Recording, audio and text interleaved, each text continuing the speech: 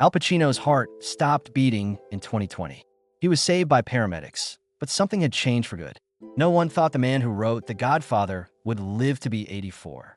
He lost $50 million, has to keep making films he hates, and became a dad at age 83 with a girlfriend who is young enough to be his granddaughter. Here's why Hollywood's best actor is now its loneliest: the drama over the DNA test and his dark ideas about death. He was born in East Harlem, New York City, on April 25, 1940. Rosa Girardi and Salvatore Pacino, his parents, came to America from Sicily to start a new life. They were married for a short time. His father moved to California to work as an insurance salesman when Pacino was only 2 years old. Pacino's mother had to raise him by herself in the South Bronx with the help of his grandparents, Kate and James Girardi. They came from Corleone, Sicily, a town that became famous after the movie The Godfather. In the 1940s and 1950s, it was hard to live in the Bronx. His family had a hard time with money, and the lack of his father left a hole that never really filled. His mother did give him something, though, that would change his life. She loved films and took him to the theater a lot. He got lost in the stories there. He was interested in acting even before he knew what it was. Going to the movies as a child sowed the seeds of a love that would last a lifetime. Among his friends, Pacino became known as Sonny as he aged. He was sometimes crazy and always trying to do more. Before he turned 9, he was already drinking and smoking. As early as age 13, he was trying out weed. He wasn't interested in school and was always getting into trouble. It became normal to fight, skip class, and break the rules. Before he got into the High School of Performing Arts, he was kicked out of several others. He didn't stay long, but looked like the right place for him. He quit school at age 17 after a fight with his mother about his plans. He bounced around a lot as a teen because he didn't have a high school diploma or a regular job. He ran with some friends who didn't know what they were doing either. Some got into trouble, and some started using drugs. Cliffy, Bruce, and Petey, 3 of his best friends, would later die from drug accidents. Something kept Pacino going even though he could have ended up the same way. Acting gave him a way to escape and focus his tense energy on something bigger than himself. He said afterward that playing was the only reason he made it out alive. After that, he lost things that changed him for good. He was only 22 years old when his mother died in 1962. She was 43 years old. She had been depressed for a long time, and her death hurt him more than anything else. Just 1 year after that, his grandpa James died. He had been like a father to him. The 2 most important people in his life died in the space of a year. He said later that was the worst time of his life. He was lost and thought he had nothing left to hold on to. After many years, he wrote about his pain in his autobiography, Sonny Boy, which was named after the name his mother gave him. If I'm lucky, I might be able to meet up with my mom there. I just want to be able to walk up to her and say, "Hey mom, look what happened to me." Pacino became an actor after losing his mother and grandpa. It was hard. He worked for anyone who would hire him to pay for acting lessons. I've worked as a cleaner, busboy, messenger, and mail clerk. He went to school at HB Studio in Greenwich Village and met Charlie Lawton, an acting teacher who would become one of his most important teachers. It was always hard to get money, though. He had nowhere to go some nights. When he had nowhere else to stay, he slept on friends' beds and even in movie theaters. He was so poor in the early 1960s that he had to sleep on the streets and play whatever small parts he could find in underground theater shows.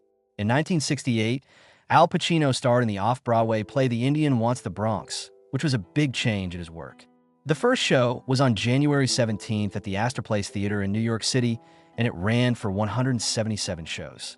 The way he played Murph had a rough energy that was both scary and weirdly human. He wasn't just pretending to be a violent troublemaker. He was showing what was really going on behind the anger. Critics and the business world both paid attention. The Obie Award for Best Actor went to him. Horowitz won an award for Best New Play, and his co-star John Cazale got an award for Best Supporting Actor. Behind the scenes, something even more important took place. The Indian Wants the Bronx was put on at the same time as another Horowitz show. It's called The Sugar Plum, and Jill Clayburgh, who was dating Pacino at the time, plays the lead role. Martin Bregman, a man who would change Pacino's life, he met through this show. It was Bregman who saw something special in him and hired him as a boss. In the end, he helped Pacino get some of his most famous parts in films like The Godfather, Serpico, and Dog Day Afternoon. In later years, Pacino said that his career might not have gone the way it did without Bregman. After only 1 year, Pacino made his Broadway bow in the play Does a Tiger Wear a Necktie? The Belasco Theater first put on the play in 1969. It was written by Don Peterson. It was about young drug addicts in a rehab center and dealt with issues of addiction and making a fresh start. Bickham was played by Pacino, young addict who is having problems and has a tough appearance that hides deep emotional wounds. After 9 previews, the show only ran for 39 performances, but it made an effect that will last. Newsweek's Jack Kroll called him a hood with an artistic soul. Variety said that he was the most exciting new actor on Broadway. Even though he was only 29, he won the Tony Award for Best Lead Actor in a Play. Everything about that moment. For years, Pacino trained to be able to give his parts so much depth. The Actors Studio in New York City, which is one of the best acting schools in the world, taught him under Lee Strasberg. Strasberg was the founder of method acting, which teaches artists how to use their own feelings to make their roles more real. Pacino later said that working out with Strasberg gave him the courage to become an actor full-time. The path Al Pacino took to play Michael Corleone in The Godfather wasn't easy. It was a fight. These days, his act is famous. In 1972, though, the idea of hiring him almost ruined the whole show. Paramount Pictures was looking for a star like Jack Nicholson, Warren Beatty, or Robert Redford, who could make a lot of money. Or Ryan O'Neal. At that time, not many people knew who Pacino was. He had been in only 1 movie, but he was very good at theater. The company thought that wasn't enough. They didn't think of him as a bad guy. They were looking for someone bigger, more like a star in Hollywood. Francis Ford Coppola didn't agree with that. He thought Pacino would be great as Michael Corleone after seeing him on Broadway. He saw something in Pacino that no one else did. The ability to show how Michael changed from a good war hero to a cruel mafia boss. Coppola wouldn't give in, which got her into a lot of fights with the company. At one point, Paramount tried out James Caan for the part of Michael and gave Coppola a choice. He agreed to stay if Caan played Sonny Corleone. The studio still wasn't sure even after shooting began. They saw early clips of Pacino's performance and made him leave. Coppola knew that he had to quickly show Pacino how good he was. He chose to film the murder scene in the restaurant earlier than planned. That was a big deal, Michael's first real step into the crime world. Everything changed when the people in charge at Paramount saw it. They finally got what Coppola had been seeing the whole time. Pacino was great. He made people remember him. After that, he was sure to have a part in the movie. That part changed his whole life. He was nominated for an Academy Award for Best Supporting Actor, even though many people thought he should have been nominated for Best Actor. For political reasons, he didn't go to the event because he felt left out. But his career took off even before he won. It made over $250 million at the box office, but only cost $6 million to make. It won Best Picture at the Oscars and made Pacino a star. People liked how he played Michael because of how intensely he looked and how much he could say with just a glance. That chilling look in the dinner scene became one of the most famous scenes in movie history. It wasn't easy to get there, though. Pacino later said he was scared while shooting. There was too much pressure. Having the fear of being fired always there made it hard for him to concentrate. He even hurt his ankle badly while shooting a scene where he is running away. He had to get shots just to keep going because the pain was so bad. Surprisingly, his first thought after getting hurt was relief. He was afraid that it would get him fired, which seemed easier at the time than having to deal with the stress of having to prove himself. Coppola did everything he could to help Pacino because he knew how hard things were for him. He changed the filming plan so that he would have more time to get used to the part. His co-star Diane Keaton, who became his mental support on set, was also there for him. She made them laugh, and after tough scenes, they often did so together. In the end, Pacino said that he might not have made it without Coppola's faith in him. Pacino played the real-life NYPD cop, Frank Serpico, in the 1973 movie Serpico. Serpico got rid of corruption in the department. Pacino got ready for the part by spending time with the real Serpico and watching how he moved and spoke. He wanted to know what it was like to be completely alone when he stood up to his fellow soldiers. Things went wrong right from the start with the production. At first, John G. Avildsen was supposed to direct, but Lumet took his place right before shooting began. It was shot in the summer of 1973. and the streets of New York were used as the background. It was very hot on set, and Lumet's fast-paced way of directing made things very intense. Pacino was nominated for an Academy Award and won a Golden Globe for his role. The movie made almost $30 million at the box office, even though it only cost a few $1,000,000 to make. Over time, Serpico became a classic in the crime genre, and Pacino's performance as the lead is still one of his best. The next 10 years saw Pacino play one of his most famous parts in Scarface, 1983. He played Tony Montana, a Cuban immigrant who becomes powerful in the drug trade in Miami.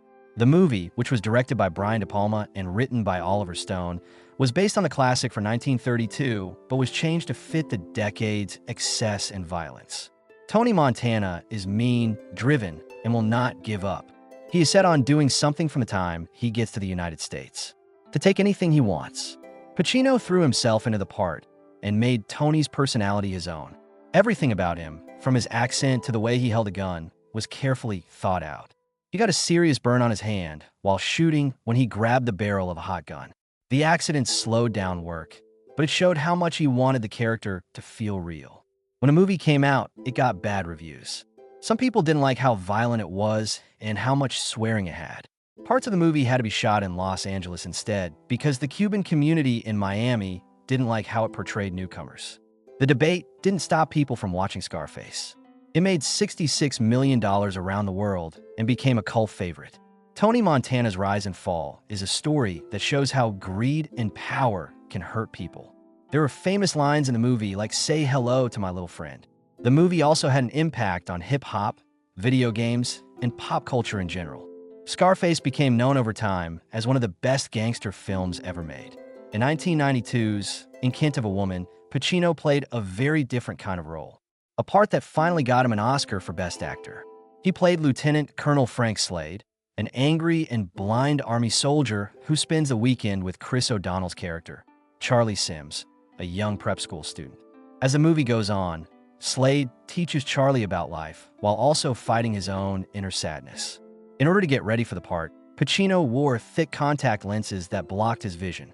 He walked with a cane even when no cameras were around to make it look like he wasn't blind.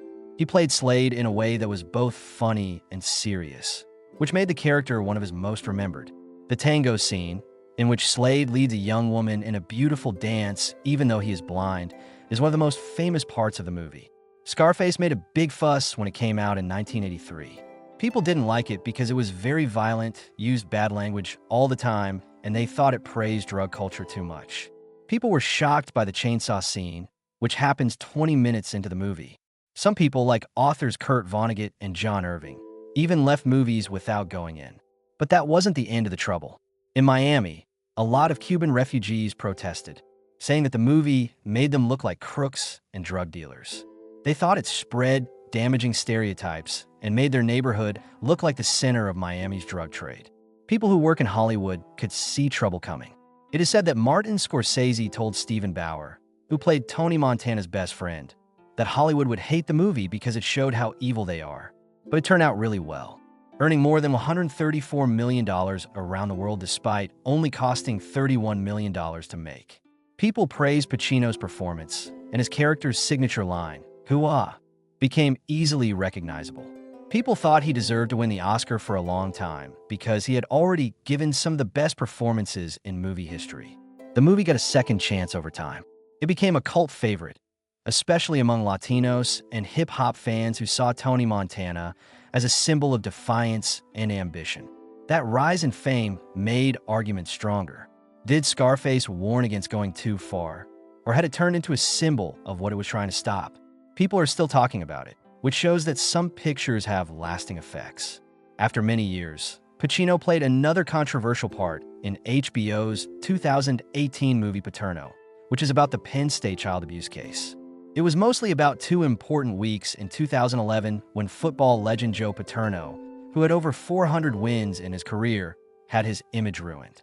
Jerry Sandusky, who used to work for him, was caught for sexually abusing young boys. Sandusky was later given a prison term of 30 to 60 years. One scary question came up during the movie. How much did Paterno know? Pacino's performance showed a man who was torn between his football business and the scandal that was growing. In one scene, Paterno thinks back to a report from an assistant coach in 2001 that Sandusky had raped a boy in the team shower. Paterno told people at the university, but he never followed up. Everything he had built was overwhelmed by that choice. Critics liked how Pacino showed Paterno's inner struggle, but people had mixed feelings about the movie itself. Others thought Paterno had turned a blind eye, while others saw him as a victim. More than 300 of his former players spoke out against the movie, saying it was unfairly sullied his reputation. He died of lung cancer at age 85, just a few months after being fired for Penn State. The movie didn't pick a side. Instead, it told people to decide if Paterno was guilty of doing nothing or if he was just a victim of a system that failed everyone. In 2013, Pacino took on another bad boy part with HBO's Phil Spector. The movie looked at the famous music producer's life, which was known for being very strange and for changing the sound of music in the 1960s. Spector was accused of killing actress Lana Clarkson at his home in 2003. The movie was mostly about his connection with Helen Mirren's character, Linda Kinney-Botton, who was his defense lawyer. She wondered if he could get a fair trial. Phil Spector wasn't about the court case like most courtroom dramas are. Instead, it showed a man losing control of his story. Was he a genius that everyone missed, or was he exactly what everyone thought he was? People who saw the movie were just as confused afterward as they were when the case first hit the news. Pacino had his own problems outside of films. He found out he had lost $50 million in 2011. Kenneth Starr, who had been his accountant for a long time, had been running a Ponzi scam. Al Pacino, who had been making millions of dollars per movie for decades, was almost completely wiped out overnight. Starr had become known as a reliable financial expert by taking care of the money of Hollywood's biggest stars. He had been stealing from them behind the scenes. He was arrested and given a 7-year prison term when the plan fell apart. When Pacino got back from a pricey trip to Europe, he found that the money was gone. In his autobiography, Sonny Boy, he wrote about the moment he realized how bad the deception was. After having $50 million, I had nothing left. To heal, Pacino took on jobs he wasn't supposed to do. He played the lead role in Jack and Jill, but he later said he only did it for the money. He was hired to give speeches and even showed up in ads. He said that time was a crazy mix of loss. But in the end, it made him stronger. No one is safe in Hollywood, not even the big stars. It's not true that Al Pacino has only been an actress. His life is full of parts and projects that give him meaning. He has always been good at telling stories. His love for acting goes beyond just playing. He wants to learn the skill, break it down, and teach others about it. Due to that drive, he became the DP. Looking for Richard, which came out in 1996, was his first big job as a director. This movie wasn't like most movies. It was a show, a documentary, and a journey of one person. Pacino wanted to show that Shakespeare is still important. He chose Richard III, a play about desire and power, and tried to show that its ideas are still important today. The movie has a lot of different styles. Casts like Alec Baldwin, Winona Ryder, and Kevin Spacey have acted out parts of Richard III. There are talks with artists and academics, such as Kenneth Branagh and Vanessa Redgrave. The movie was a hit. For its outstanding work as a documentary director, it got the Directors Guild of America Award in 1997. It was praised by critics for making Shakespeare easy to understand and interesting. It sounded like a lot of fun and an exciting journey to Peter Travers. In 2000, for years later, he was in charge of Chinese coffee. This was not at all like the other projects. It wasn't about the past or about books. It was about two guys talking in a room. The movie was based on an Ira Lewis play. It was done by Pacino on stage in 1992. The story is about Harry Levine, a writer who is having a hard time, Al Pacino, and Jake Mannheim, a photographer, Jerry Orbach. It takes place in Greenwich Village in 1982 over the course of one night, as the two friends have a long, important talk. The Telluride Film Festival showed it for the first time in 2000 and was shown at the Tribeca Film Festival afterward. Not many people saw it, but the ones who did liked how honest it was. More people were able to see this secret gem when it came out on DVD in 2007 as part of a box set called Pacino, An Actor's Vision. Besides directing, Pacino has spent years teaching the next crop of actors how to do their jobs. He has been co-president of the Actors Studio since 2000, sharing the job with Ellen Burstyn and Harvey Keitel. This isn't just any theater school. Some of the best artists in history learn how to act there. There, Pacino learned from greats like Lee Strasberg and Charlie Laughton. He always says that the studio made his life better. He now helps it do the same for other people. For Pacino, the studio is a safe place for artists to try new things. It has nothing to do with fame or money. To push yourself and learn without fear is what it's all about. This school turned out many of Hollywood's best actors and actresses, like James Dean, Marilyn Monroe, Paul Newman, and Jack Nicholson. Pacino still helps up-and-coming actors through talks and classes. He doesn't just teach how to do things. He tells them to read, think, and look into literature and theory. He thinks that playing is more than just putting on a show. It's about getting things right. For all of his life, Al Pacino has been famous. He never did anything about getting married, though. He was in high-profile relationships with Diane Keaton, Beverly D'Angelo, and Kathleen Quinlan, but he never got married. He wrote about this in his 2024 autobiography, Sonny Boy. He never thought getting married would make his life better. He even said it was a way to get on the pain train. His fears about attachment shaped how he thought about it, and no relationship ever changed that. One of the best-known love stories in Hollywood is his with Diane Keaton. In 1972, they met on the set of The Godfather. She thought he was cute and strange at the same time. They were together on and off for many years. But Heaton had had enough by 1990. She told him he had to commit, or it was over while they were making The Godfather Part 3. She turned Pacino down and left. Kathleen Quinlan was the first person in a close relationship. In 1979, they met at a party that acting coach Lee Strasberg threw. For years, they couldn't be apart. They even traveled across Europe together. In retrospect, Pacino said that Quinlan was the closest person he had ever come to getting married, but he didn't go through with it. He was sad for years after making that choice. He never got married, but becoming a dad was a big part of his life. He had his fourth kid, a son named Roman, with Noor Al-Fallah, who was 29 years old, in June 2023. He was 83 years old. A lot of people were shocked by the news, especially after it came out that Pacino had asked for a DNA test. He really didn't think he could still have kids. Once the test results showed Roman was his, he became a father again. During the pandemic in 2020, Pacino and Al-Fallah started dating, but they didn't tell anyone about it. Until April 2022, people were interested in them even though they were 54 years apart in age, since Al-Fallah usually dated older guys. In the past, she was tied to both Mick Jagger and Clint Eastwood. Pacino already had 3 kids before Roman was born: Anton James and Olivia Rose, twins born in 2001 with Beverly D'Angelo, and Julie Marie, his oldest daughter, born in 1989 with Jan Tarrant as their acting coach. His life changed when he became a dad again at age 83. When he was young, his father left him, and he never wanted that to happen again. He stayed active even after he broke up with Al-Fallah. He talks to Roman on video calls, and the two of them play the harp together. Pacino still works at age 84. His next projects show that he has no plans to slow down. In 2021, he featured in House of Gucci. The movie Modi, which stars Johnny Depp and is about the Italian artist Amedeo Modigliani, is one of the most anticipated. The movie shows Modigliani's life over the course of 3 very intense days, as he fights with his art and his own inner demons. Pacino is also in The Ritual as the lead. The real story of Emma Schmidt's exorcisms were turned into a scary movie. The movie, which comes out on April 18th, 2025, is about 2 priests who do dangerous exorcisms while also dealing with their own problems. Besides that, he's involved with both Billy Knight and Killing Castro, which shows that he is still very interested in telling stories. Pacino doesn't just do acting for a living. It was what helped him get through the hardest times in his life. He says it saved his life a lot of times. He has had some hard times in his life. A near-death event in 2020 changed his life forever. He lost his pulse while he was sick and had to be revived by rescuers. After that, he was sure there was no life after death. He was open about his opinion. At this point in his life, Pacino is still busy, still a dad, and still thinking about everything he's been through.